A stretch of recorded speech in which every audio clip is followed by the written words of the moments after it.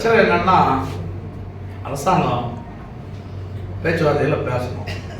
ஓய்வு பெற்ற ஊழியர்களுக்கு என்ன பிரச்சனை? ஏற்கனவே இந்த பென்ஷன் ஆரம்பிக்கப்பட்ட காலத்திலிருந்து இந்த பென்ஷன் பிரச்சனை தான்.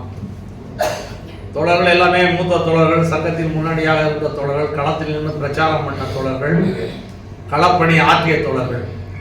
பென்ஷன் வந்தபோது நம்ம என்ன சொன்னோம்? இது ட்ரஸ்ட் தேவையில்லைன்னு சொன்னோம்.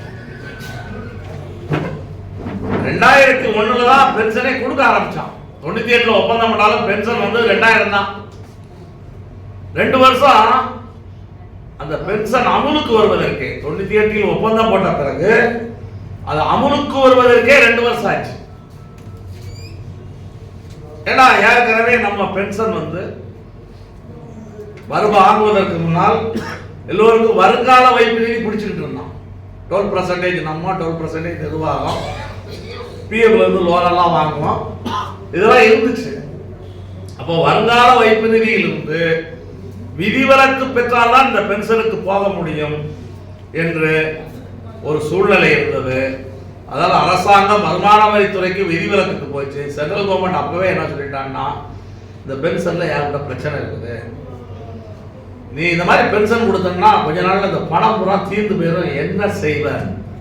இது யார் கேட்டது?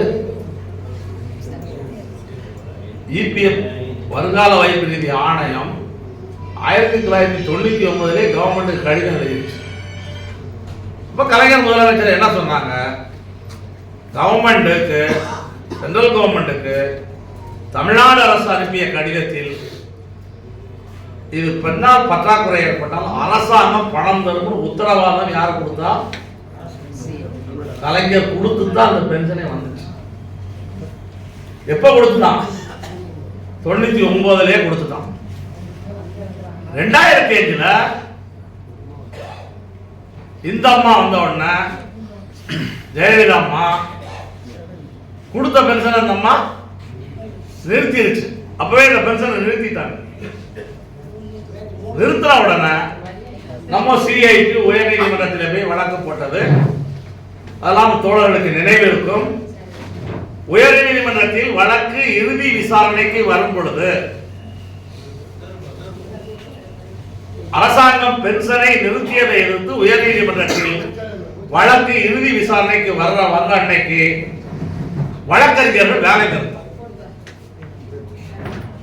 நம்முடைய வழக்கறிஞர் என்ன சொன்னார்னா, நாங்க ஸ்ட்ரைக்கு இன்னைக்கு கோர்ட்டுக்கு போக முடியாது, ஒருவேளை நாங்கள் போகாமல் இருந்தால் ஜட்ஜி வழக்கை டிஸ்மிஸ் பண்ணாலும் பண்ணிடுவாரு, நீங்க யாராவது போய் ஆஜராயிருங்க அப்படின்னு நம்ம வழக்கறிஞர் சொன்னதை ஒட்டி நம்ம சம்மேளனத்திலையும் பேசி தொடர் சந்திரன் போய் அந்த வழக்கில் போய் ஆஜராகட்டும் என்ற அடிப்படையில் இவரை அனுப்பிச்சு விட்டோம். இவரே நாங்கள் வக்கீல் வரலன்னு சொல்லத்தான் போனார். இவர் ஒன்றும் வாதாட போகல. ஆனால் அரசாங்க தரப்பு வக்கீல் நாங்கள் பென்ஷனை நிறுத்தியது சரி, ஏனென்றால் ட்ரஸ்டில் காசே இல்லை அப்படின்னு வாதாடினாங்க.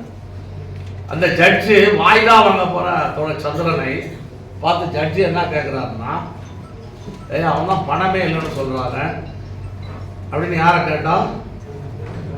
சந்திரனை கேட்டார். இவர் தான் நிறைய கேட் கூட்டத்தில் பேசுறாளாச்சா,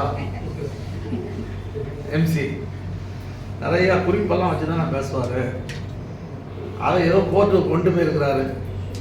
அதை பார்த்து ஜட்ஜிட்ட பேசிட்டார். ஜட்ஜு ஏன் இவ்வளவு பணத்தை வச்சுட்டு நீ ஏமாத்துற, உடனடியா பென்ஷனை கொடுன்னு சொல்லிட்டார். ஆனாலும் கூட தீர்ப்புக்கு பிறகு அவன் தரல. திருப்பி நம்ம சம்மேளனம் கண்டெம்ட் போட்டுச்சு. கண்டெம்ட் வந்த உடனே இரவோடு இரவாக பென்ஷனை போட்டேன்.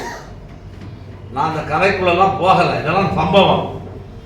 நான் உங்கள்கிட்ட சொல்ல வர்றது, இந்த பிரச்சனையை ஒட்டி நம்ம சம்மேளனம் ஒரு நோட்டீஸ் போட்டிருக்கு. அந்த நோட்டீஸை ஒரு 15 நாளைக்கு முன்னாடி எடுத்து பார்த்தேன். பழைய நோட்டீஸ் எப்போ போட்டது? 2005 போட்ட நோட்டீஸ். லேசா அந்த நோட்டீஸ் எழுதியிருக்காரு. நோட்டீஸில் என்னன்னா, இந்த பிரச்சனையெல்லாம் சொல்லிட்டு நோட்டீஸ் தலைப்பை சந்திரன் வெர்சஸ் சந்திரன். என்னதுக்கு சந்திரன் வெர்சஸ் சந்திரன்? அரசு தரப்பில் வாதாடினா அந்த அரசு தலைமையை வழக்கறிஞர் பேரு சந்திரன். அவருக்கு எதிராக நம்ம சார்பில் பேசுறதோ சந்திரன். அதனால சந்திரன் வெர்சஸ் சந்திரன் தான் அந்த நோட்டீஸ் தலைப்பு.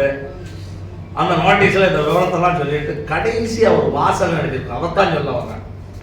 2005 நம்ம போட்ட நோட்டீஸ்ல கடைசியா ஒரு வாசகம் என்ன எழுதியிருக்கோம்னா, ஆகவே எல்லோருக்கும் பென்ஷன் கிடைக்கின்றது, இருந்தாலும் இந்த பென்ஷனை பொறுத்தளவில் நித்திய கண்டனம் பூரண ஆயுசு அப்படின்னு நோட்டீஸ்ல எழுதியிருக்கோம். நித்திய கண்டனம் பூரண ஆயுசுனா என்ன தெரியுமா இருக்கும்? அதாவது இது செத்து செத்து பிழைக்கும். இந்த பென்ஷனை பொறுத்தளவுல செத்து செத்து பிழைக்கும்னா நம்ம அப்பவே நோட்டீஸ் போட்டோம். கடந்த 25 ஆண்டு கால அனுபவம் இதுதான். இப்போ வரைக்கும் இந்த அதாவது இது இந்த பென்ஷன் வரும் பொழுது குறைப்பிரசவம், இது ஊனமான பென்ஷன். இதெல்லாம் நம்ம சொன்ன வாசகங்கள். ஊனம்னு சொன்னா என்ன அர்த்தம்? ஒரு சாதாரண மனிதனும் ஊனமான மனிதனும் கொண்டாட முடியாது. அப்பவே நம்ம இதை நிர்ணயம் பண்ணோம். இன்னைக்கு வரைக்கும் அந்த பிரச்சனை இருக்குது.